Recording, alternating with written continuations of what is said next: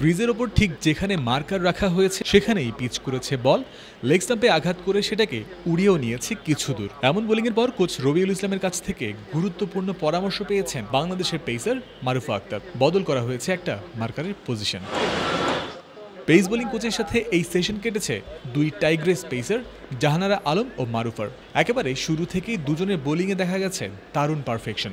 ভালো line length বজায় রেখে স্টাম্পে হিট করার নির্দেশনাই হয়তো পেয়েছিলেন দুজন, সেই কাজটা করতে পেরেছেন পরপর একটানা। নিজের করা একেবারে প্রথম বলটাতেই লেগ স্টাম্পে হিট করেছেন মারুফা। পরের বল জাহানারার ইকুয়াল টু দ্য টাস্ক, তার লক্ষ্য অফ স্টাম্প হিট করার সাথে সাথেই হাততালি দিয়ে তা অ্যাপ্রিসিয়েট করেছেন মারুফা। পরপর নিজের ও সতীর্থের এমন বোলিং হয়তো তাকেও উদ্বুদ্ধ করেছে বেশ, যার রেশ ধরে এভাবে ওড়ালেন স্টাম্প। একমাত্র ওয়ালটন এসি দিচ্ছে 1 বছরের রিপ্লেসমেন্ট গ্যারান্টি। জাহানারারও থামাথামি নেই, অফ স্টাম্পে তার হিট করা চলমান থেকেছে।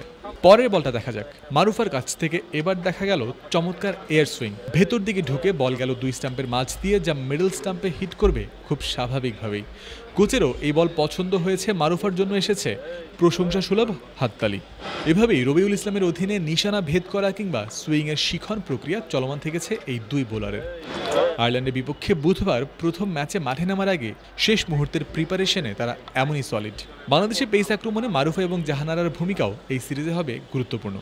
র্যাঙ্কিংয়ে বাংলাদেশের নিচে থাকা আইরিশদের কুপঘাত করতে সম্মিলিতভাবেই পারফরম্যান্স দেখাতে হবে। একই সাথে বাংলাদেশের ক্যাপ্টেন নিগার সুলতানা জ্যোতি চান দলের ব্যাটিংটাও যেন হয় মন মতো। সবথেকে বড় কথা দেখেন যে আমি মনে করি যে একটা ওডিআই বলেন টি20 বলেন 4 থেকে 5টা ব্যাটার কিন্তু আসলে ম্যাচ শেষ করতে হয়। সো যখন আপনি চিন্তা করবেন যে আমার অনেক ব্যাটার আছে এবং সবাই মিলে করে দেবে, এটাগুলো হবে না। সো আমরা যারা সিনিয়র প্লেয়ার আছে, যারা কন্টিনিউয়াস ক্রিকেট খেলতেছে ইন্টারন্যাশনাল, আমি বলবো তাদের দায়িত্বটা অনেক বেশি। হ্যাঁ, পিঙ্কাবের প্রতি অন্যরকম একটা আস্থা থাকে, কারণ বলবো যে রিসেন্টলি তার রেকর্ডটা আসলে এইভাবে চোখে ধরার মতো, এবং ইন্টারন্যাশনালি বলেন ওয়ার্ল্ড ওয়াইড বলেন তার ব্যাটিংটা কিন্তু ডিফারেন্ট। সে একটু সময় নিয়ে খেলতে পছন্দ করে এবং লম্বা ইনিংস খেলে।